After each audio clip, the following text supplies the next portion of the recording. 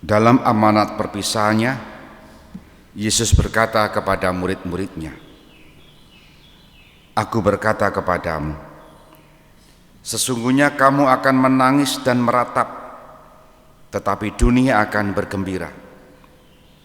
Kamu akan berduka cita, tetapi duka citamu akan berubah menjadi sukacita.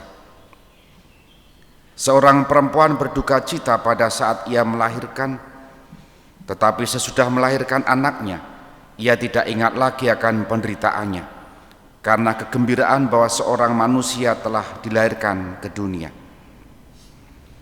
Demikian juga kamu sekarang diliputi duka cita, tetapi aku akan melihat kamu lagi, dan hatimu akan bergembira, dan tidak ada seorang pun yang dapat merampas kegembiraan itu daripadamu.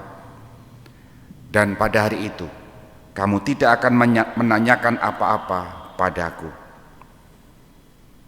Demikianlah sabda Tuhan.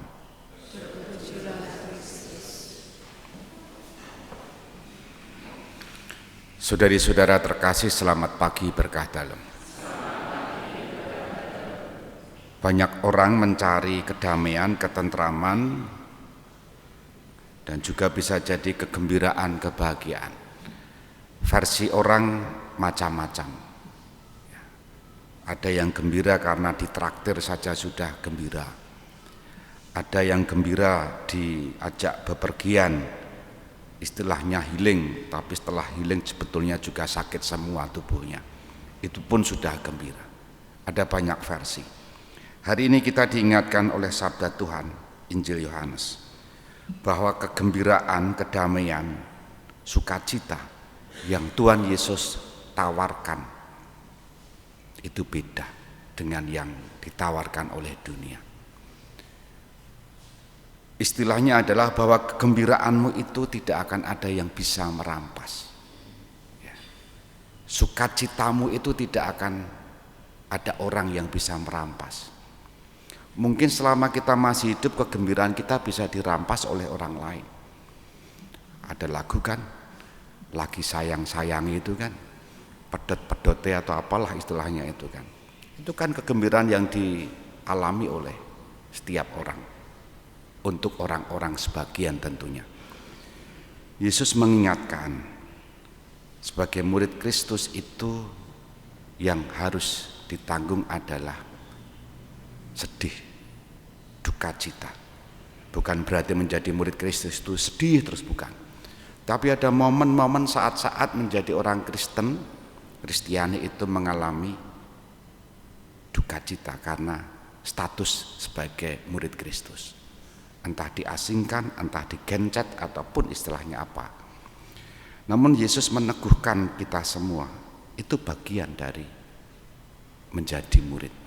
Tapi sesudahnya akan mengalami kegembiraan, mengalami sukacita, mengalami kebahagiaan, dan tidak ada satupun yang merampas.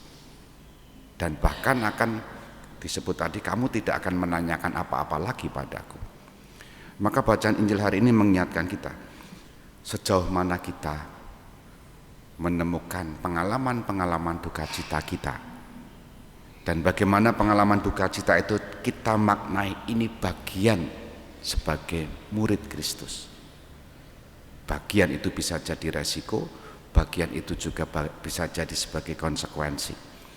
Maka mari kita mohon agar kita diberi kesetiaan manakala mengalami duka cita, manakala mengalami kesedihan sebagai orang Kristiani.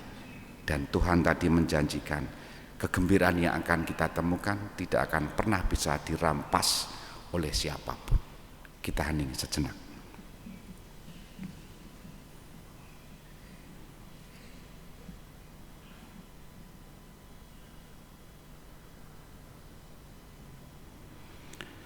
Dimuliakanlah Yesus yang dulu hidup, sekarang dan selama-lamanya. Amin.